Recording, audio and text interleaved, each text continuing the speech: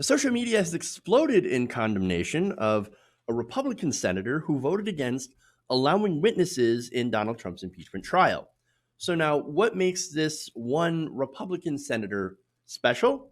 Well, he is a swing vote, and it's Lamar Alexander. So now he is one of four swing votes. You have Suzanne Collins, that I believe did vote for allowing witnesses, but then you have Marco Rubio says no, we're not going to vote for allowing witnesses.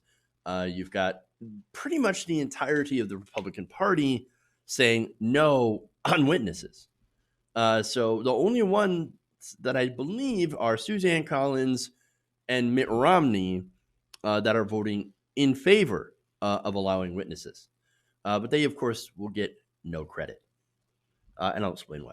So now Senator Lamar Alexander, as I said before, firmly came out against calling additional witnesses in Trump's impeachment trial. One of those witnesses could have been possible or could have been former National Security Director John Bolton. Now, John Bolton has been making some news lately as excerpts from his book, and now the Trump administration doing all they can to try to stop that book from coming out. And why is that? It's because the excerpts in the book that have been released or leaked so far backed up the fact that Donald Trump's entire reasoning for holding back Ukraine aid was to get Ukraine to announce a political investigation into the Bidens. So that is an announcement of a political investigation, not doing an actual investigation, basically trying to recreate what Trump believes the Comey investigation or investigation into Hillary Clinton and her emails did to Hillary Clinton to try to recreate it for Joe Biden. So it's definitely playing dirty politics. And in this case, is illegal, as you cannot ask a foreign nation, a sovereign foreign country, to interfere in American elections. All right, so now Bolton also had just released revealed hours before the impeachment vote that Trump had literally ordered him to broker a meeting between Volodymyr Zelensky, who is the president of Ukraine, and Rudy Giuliani. Now, that is Donald Trump's personal lawyer. Rudy Giuliani does not work for the State Department. He does not work for the government in any fashion. Why would you order the National Security Director to set up a back channel meeting between your personal lawyer and the president of a country that you are holding back aid from, and have signaled that you wanted to do to make them do an investigation of your political opponent? I mean, that's some pretty damaging stuff. It more makes the case against Donald Trump. However, the Republicans, knowing all of this, don't care. Nah. In fact, Alexander basically came out and said, no, we already know everything that we need to know. We don't need any evidence. We don't need any witnesses. We're not interested in this. In fact, let me give you a statement. Quote, I work with other senators to make sure that we have the right to ask for more documents and witnesses. Oh, isn't that right? But there is no need for more evidence to prove something that has already been proven and that does not meet the United States Constitution's high bar for an impeachable offense. Basically saying, yeah, he did it. We know he did it. The evidence is irrefutable, but I just don't think that we should impeach him for it. And again, that was also not Mitt Romney's, Marco Rubio's statement as well early out. He came and released his own statement, basically saying the same thing. We just don't think it meets the high bar. Talking about high bar. Okay, so pressuring a foreign country, holding back military aid that was passed through by Congress in violation of the Impoundment Control Act, by the way. Doing all that to try to get a political investigation or the announcement of investigation into your political opponent in the next election. So you're doing it for personal political reasons. That is not a high enough bar for the impeachment of the president. Okay, but what was Republicans' high bar? Because Republicans have impeached the president as well. back in the 90s. It was Bill Clinton. What was their high bar for that? A blowjob. I guess what if Vladimir Zelensky had given Giuliani or Trump a blowjob, well then maybe we could go forward with impeachment and actually say that, oh yeah, well there's your bar. Oh well, now we can remove the president. Blowjob. I mean, seriously. Look, they don't care though. He was using his office for political gain, personal political gain. But then again, I guess so would any Republican now. That's the message they send. We don't care if any Republican goes and abuses their office for their own personal, financial, or political gain. We don't care. We don't care about the Constitution. We don't care about abuses of power. We don't care if the president tries to get a foreign power to interfere with our elections. That's 100% fine. Hell, we'd do it too.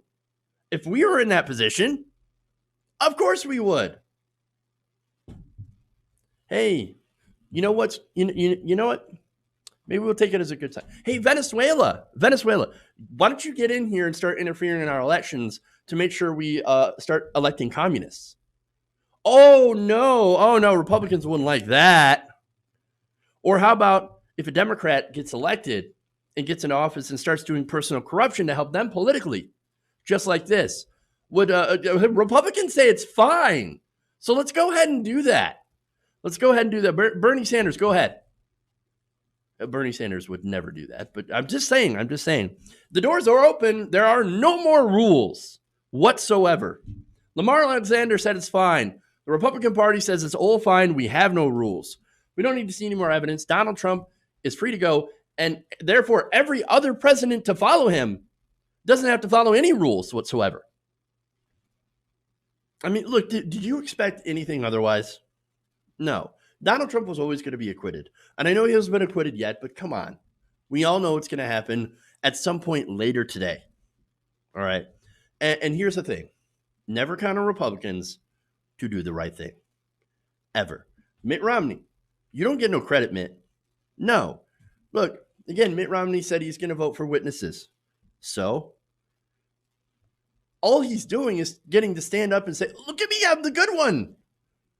Probably for Mitt Romney 2024. Could you imagine him trying to run for president again? Look, if you wear that magic underwear and you think, oh, no, I'm super, super special, guys. Believe me, God will make sure that I have a planet after I die. Well, then trying to run for president again, not out of the cards. At least in my view. No, Mitt Romney, you get no credit. You get no credit for voting the right way in a rigged trial that everybody already knew what the outcome was going to be.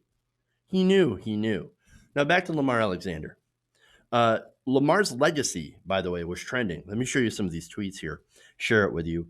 But first, let me actually highlight some of the key tweets from Lamar Alexander that people seem to be responding the most to. And that's where he said it was inappropriate for the president to ask a foreign leader to investigate his political opponent and to withhold United States aid to encourage that investigation. That is Lamar Alexander literally saying that's exactly what happened. So, yes, it is inappropriate. He also adds, but the Constitution does not give the Senate the power to remove the president from office and ban him from this year's ballot simply for actions that are inappropriate. Well, actually, yes, it does, because that's literally the power of impeachment. Again, the Republicans tried to remove Bill Clinton for lying to Congress, which Donald Trump has done many, many, many, many times, right? And having a consensual affair with an intern. That's not a crime, but you don't have to do a literal crime. You don't actually have to break the law, but what you have to do is to taint the office. If you taint the office of the presidency, well, then yes, you can get removed. High crimes and misdemeanors don't necessarily mean actual physical crimes, although it also can. So they can remove a president for doing inappropriate things because this is a political trial. Now, one more from Alexander. He says, the question then is not whether the president did it, because there is no question, but whether the United States Senate or the American people should decide what to do about what he did. And I lied. There's one more. He also said, even if the House charges were true, they do not meet the Constitution's treason, bribery, or other high crimes and misdemeanor standard for an impeachable offense. Again, that's your opinion, man. But nonetheless, that's Lamar Alexander. That's their position. That's the Republican position. Oh, yes, Donald Trump absolutely did it. We cannot prove that wrong. But is it really impeachable? I mean, no, I don't think so. No, we'll just keep him there and we'll let the voters decide. Well, then what the hell is the point of having laws if you're just going to leave it up to an election? Again, we might as well not have laws at all and just allow the people to decide everything. I mean, Donald Trump literally shot somebody on Fifth Avenue. I don't know. Let's leave it up to the voters to decide if what he did was wrong. And there's going to be a lot of these Trump sycophants that are going to be like, I don't see anything. I don't see anything wrong with that. Guy had it coming, especially if it's Black or Latino. Man, it's ridiculous. So ridiculous. All right. So now the response to Alexander was brutal. Richard Painter said this: the fix is in, no witnesses. The rest of this should be as easy as getting an all-white jury to spring a Mississippi Klansman in 1965. Oh my God. There it is. Michael Lapidides says, the people empowered to make the decision to impeach are you, senators. I just don't understand how you can write the managers prove their case and not vote for witnesses. More. Forefront says, who needs facts to make an informed decision anyway? This is how you will be remembered. Empress Mish says, when more evidence gets leaked as it has every day, and again, evidence just came out earlier today, which continues to implicate Trump, his cadre of sycophants, and even members of Congress, I hope you reflect on what you could have done to end it. And by the way, he also means Lindsey Graham was involved. So, and he absolutely was. Everted Yield Curve says, when he's acquitted, it will all go down as an unforgettable, unforgivable, and infamous day in America's history. Hey guys, hopefully you enjoyed that free video. Now I'm going to have to ask you a favor. Between the demonetization and the YouTube algorithm messing around with view counts, etc., we're having a hard time adjusting to the new YouTube reality, which is where you guys come in. See, we have a Patreon, patreon.com/TYTNation, set up to help us rely on you guys, the viewers, instead of big corporate ads. Look, you know the show. You know I'm not in favor of big corporations anyway. So help us transition away from relying on the ad model to pay the bills and sign up to be a patron, patreon.com/TYTNation. That goes a long way to help us keep the lights on. And you guys will know that you're supporting independent, progressive media.